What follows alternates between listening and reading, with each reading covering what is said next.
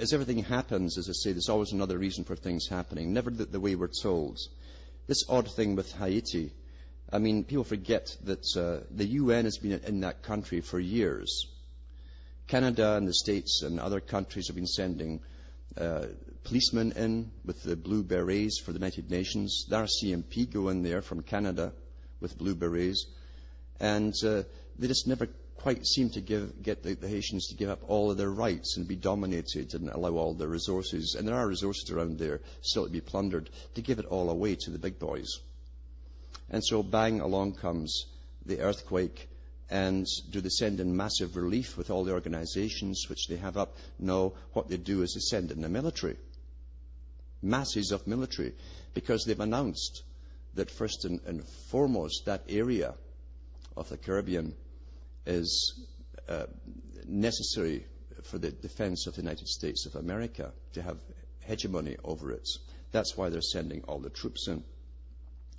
This article is from January the 16th, 2010, and it's by Michael Chuzadovsky, Global Research.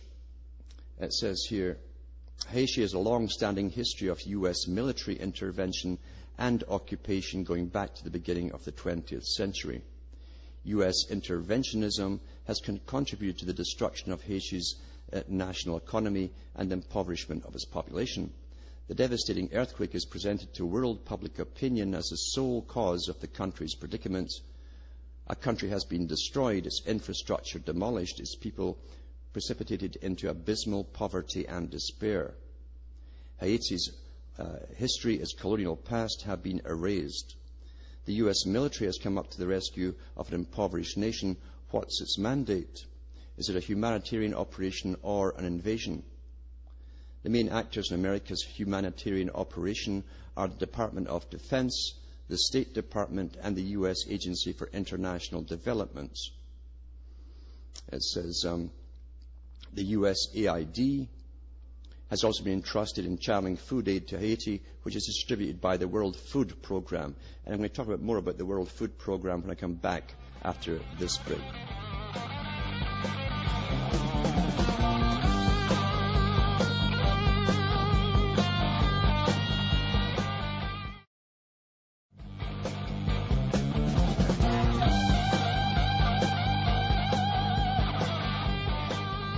Hi folks, I'm Alan Watts and this is Cutting Through the Matrix.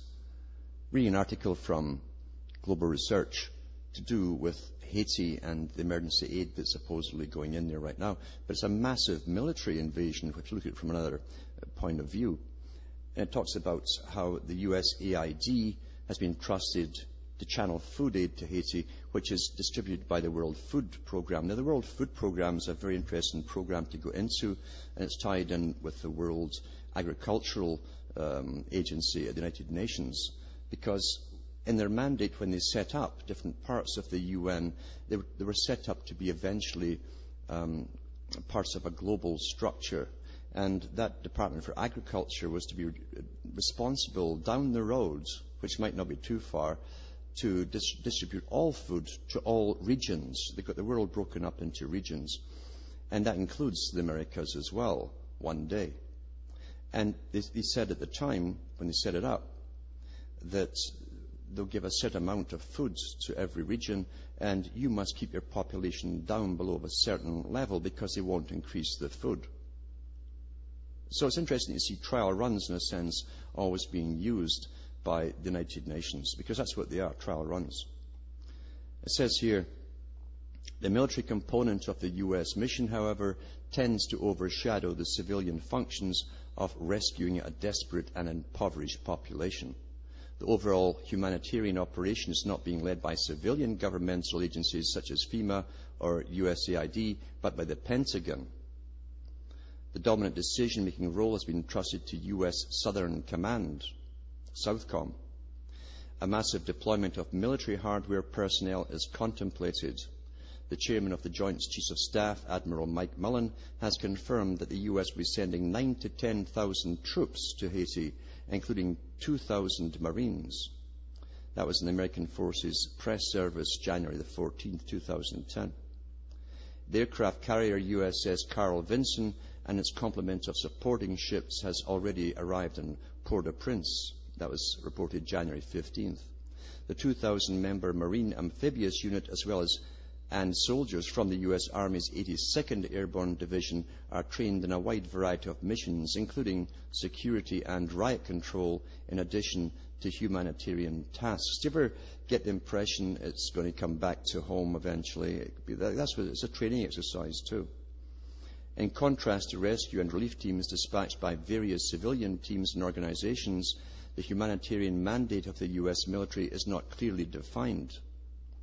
Marines are definitely warriors first, and that is what the world knows the Marines for. This is a spokesman for the Marines. He says, but we're equally as compassionate when we need to be, and this is a role that we'd like to show. The compassionate warrior, that's kind of contradictory, reaching out with a helping hand for those who need it. We're very excited about this, said Marines spokesman. That's PR, remember, public relations when you have a spokesman. In an article called Marines Embark on Haiti Response Mission, Army Forces Press Services, January 14th, 2010. While Presidents Obama and Preval spoke on the phone, there were no reports of negotiations between the two governments regarding the entry and deployment of U.S. troops on Haitian soil. The decision was taken and imposed unilaterally by Washington. The total lack of a functioning government in Haiti was used to legitimize, on humanitarian grounds, the sending in of a powerful military force, which has de facto taken over several governmental functions. And then it goes on with the different ships that are in the area too. The amphibious assault ship USS Bataan, and then the Marines 22nd Marine Expeditionary Unit as well, 2,000 members. The aircraft carrier USS Carl Vinson and its complement of supporting ships, which arrived on January the 15th. A hospital ship USNS Comfort, one hospital ship. Helicopters and Coastal Guard vessels, and on it goes. It's like an invasion. But what makes you feel better too is like after the big tsunami, remember a few years ago, where they said that every country would match, every government would match every charity dollar with a dollar of tax money for the relief funds. And billions were collected, billions of dollars were collected. And then after all, it was all in, they announced that they'd put Bill Clinton and George Bush Sr. in charge of the fund. And that's the last you heard of it. I said at the time too, that will be the last you hear of it. Because those poor guys over there where the tsunami hit, will be gathering up bits of tin and wood and knocking back some shacks together again without any aid at all arriving. And that pretty well is what happened. Well, they put the same two boys in charge of the fund for Haiti, so we feel much better now as two men you can truly trust, right? But this is the farce that we're living through, as I say. It's geopolitics. And remember what these guys say at the top too, even though they can certainly cause earthquakes. And that was even questioned at one point with a ship, a submarine in the area of the last tsunami, because they have submarines which can actually lay bombs, drill them into the fault lines and explode them, going back as far as the 1960s.